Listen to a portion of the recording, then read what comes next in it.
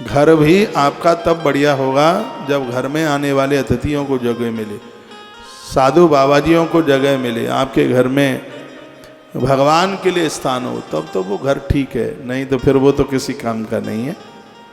तो आप जब भी घर बनाते हैं तो ऐसा नहीं है कि हम और हमारे बच्चे सब खुश रहें, उनको रहने को जगह मिल जाए, नहीं, वो तो आप किराए से भी रह सकते हैं।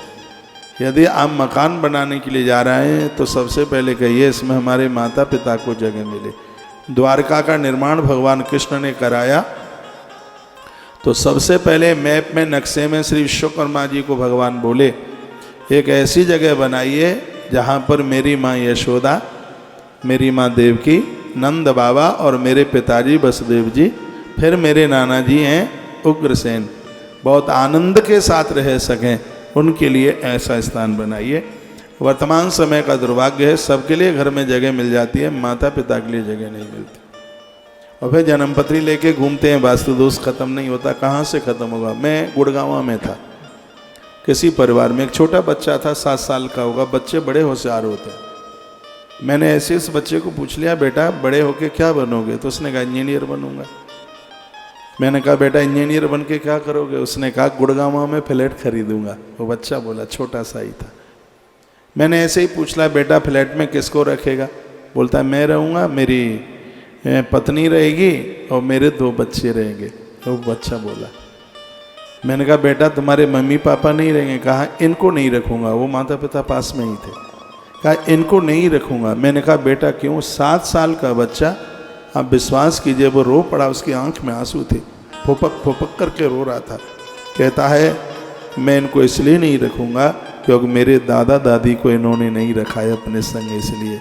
बच्चे कितना समझते हैं। आप ये मत सोचना कि बच्चे कुछ जानते नहीं, बच्चे वही करेंगे जो वो देखते हैं।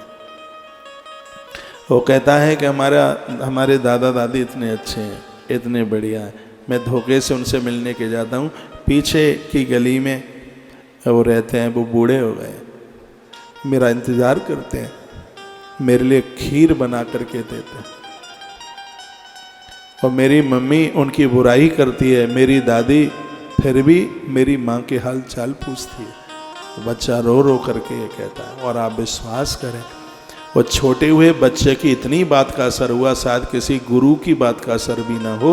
वो नारी रोती हुई गई और अपने सास ससुर को मना करके ले आई, और आज बड़े आनंद के साथ। तो आप मकान बना रहे हैं, उसमें वृद्धों के लिए, आने वाले अतिथियों के लिए जगह। बहुत लोगों के मुंह लटक जाते हैं, कोई आ जाए, कोई रिश्तेदार आ जाए, कोई संबंधी आ जाए, और सास से मिलता जुलता कोई आ जाए तो फिर तो बॉडी में इंजेक्शन में थोड़ी सिरिंज में खून लिया जावे तो उतना भी नहीं निकलेगा बॉडी में से। यदि कोई सास ससुर से मिलते जुलते, यदि उनके संपर्क के यदि कोई रिश्तेदार आ गए तो। हाँ, यदि अपनी बहन का बेटा आ गया या अपने भैया का बेटा आ गया तो उसके लिए तो पूरा मकान खाली कर देंगे। यदि सास ससुर के माध्यम से कोई आ गया है, फिर घर में जगह नहीं है।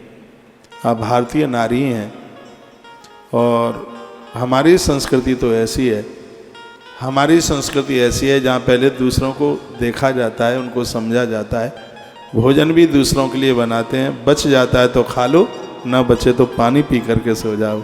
ऐसी संस्कृति सनातन की ही हो सकती है। ऐसी संस्कृति में हम और आप लोग जन्मे हुए हैं। अच्छा सा मंदिर बनाओ घर में, भगवान को बिठाओ। आपको अभ्यास नहीं है, ठाकुर जी की पूजा, भगवान की पूजा करने में बहुत आनंद होता है। आज हम मैया जी का अभिषेक कर रहे थे, सत्य में सच में ऐसा लग रहा था कि पता नहीं आज क्या मिल गया है। मैंने 30 साल में माँ जी को इतने आनंद के साथ, इतनी बड़ी मैया को पहली बार नहलाया है, पहली बार अभिषेक किया है, घृत से अभिषेक किया। इतना अभिभूत हूँ, इतना आनंद हुआ है, शब्दों में उसको बयानित किया ही नहीं जा सकता। ऐसा लग रहा है मैया जी प्रकट होकर के प्रकट हो गई है, प्रकट होके प्रकट हो गई है। अब हमें श्रृंगार तो करना आता नहीं है, कैसे साड़ी पहनाएं, कैसे नथुनी पहनाएं, तो ये जम्मू वाली मैया जी ने, शर्मा मैया जी ने, आपने बड़ा अच्छा श्रृंगार माँ का कर दिया। तो मैया बड़ी मलूक लग रही है, अभी मैं टीवी पर भी देख रहा था। आप अपने घर में एक मंदिर बनाइए। शायद आप यदि हमें टीवी पर सुनते हों तो मैंने कई बार ये कहा है, यदि आपको मंदिर, घर के मंदिर देखने हैं तो कभी जम्मू कश्मीर की तरफ चलिए, कटरा की तरफ चलिए। यहाँ हर घर में 10 बाई 12, 12 बाई 16 का कमरे में पूरा भव्य मंदिर मिलेगा।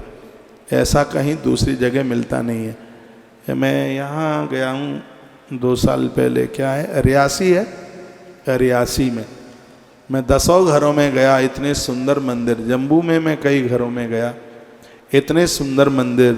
आपके यहाँ भी, मैं डॉक्टर साहब के यहाँ गया था, बड़ा बढ़िया मंदिर। ये बेटिया तान्या का कल देखा, बड़ा अद्भुत मंदिर। ये मैंने खुश करने के लिए नहीं, मैं आपको एक संदेश देने के लिए बात कह रहा हूँ। मंदिर तो भव्य होना चाहिए। घर की हकीकत का पता 3 जगह से लगता है, एक मंदिर, एक रसोई और एक घुसल खाना। घुसल खाने से संस्कारों का पता लगता है, रसोई से खान पान का पता लगता है, आप लोभी हैं कि कंजूस हैं, और मंदिर से हमारे संस्कारों का पता लगता है। बिटिया के लिए संबंध करने को जाओ तो ये तीनों चीज़ें देखो उसकी। उसका बाथरूम जरूर देखिएगा, वहाँ से संस्कारों का पता लगेगा। देखोगे वाशबेसन साफ सुथरा है कि नहीं, मग्गा लुढ़कता लुढ़कता टॉयलेट के पास चक्कर लगाता रहता है, कमर के नीचे के कपड़े 3-3 दिन तक पड़े रहते हैं, ये वहाँ के संस्कारों का पता लगता है। रसोई आप कितने उदार हैं, खान पीन में आप कितने मजबूत हैं, वहाँ से पता लग जाएगा। ऐसा नहीं है सिर्फ बर्तन भाड़े ही वहाँ बज रहे हैं, दूध दही है कि नहीं, दाल चावल पुराने हैं कि नहीं, खूब भरा हुआ। मुझे तो अच्छा नहीं लगता है कि आप 250 ग्राम दाल लेकर के चलते हैं। ये तो नया पुराना मिलता रहे। और मंदिर भी खुशबू आती रहे मंदिर में। कभी गूगल जलाइए, कपूर जलाइए, लोहावान जलाइए, ये धुआं होता रहे घर में, ज्योतें जलती रहें, घंटा घड़ियाल बजते रहें। और मैं कहूँगा यदि आप 1 घंटा भी 24 घंटे में से भगवान को नहीं दे सकते तो कहा जाएगा आप बहुत नंबरी स्वार्थी लोगों में से एक हैं।